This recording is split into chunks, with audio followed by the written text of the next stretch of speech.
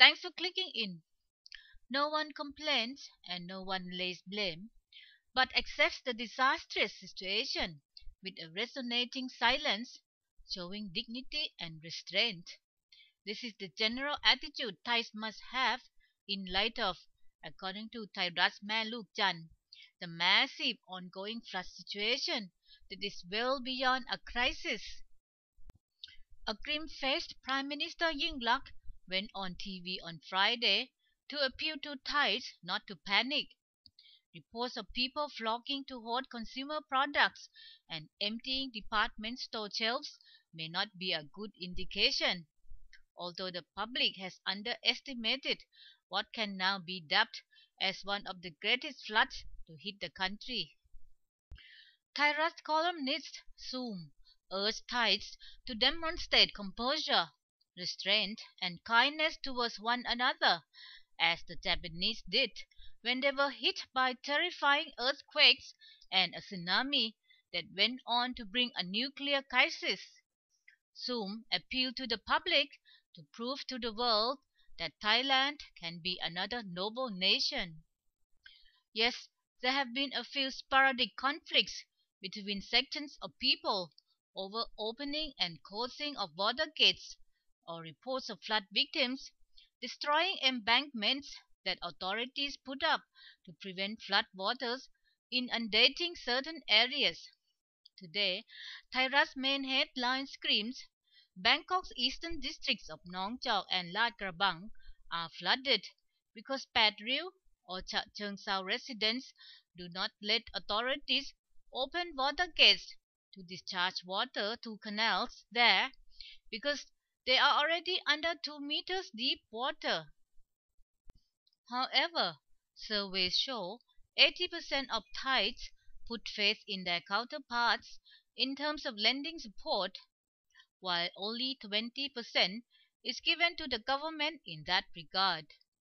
Yingluck, who had earlier been attacked for making foreign trips while Thais have been left struggling in the worst flood in decades, has responded to criticisms.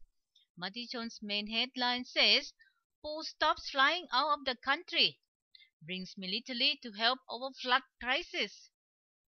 Critics of Yingluck toned down their harsh criticism against her, saying they could not help but show sympathy for the PM after seeing big pimples on her face, which suggest some level of stress she might be in. The PM, who admitted that the country is in crisis, has not yet opted for state of emergency. Yingluck cited a bad image to the world community as the reason that stops her from exercising her power.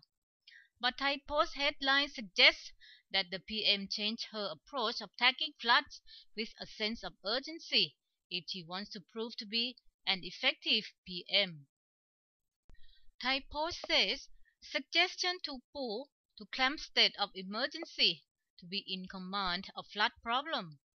Thavin Pliansi reasoned that Yingluck needs to put the country under the state of emergency because many problems cannot be dealt with ordinary laws.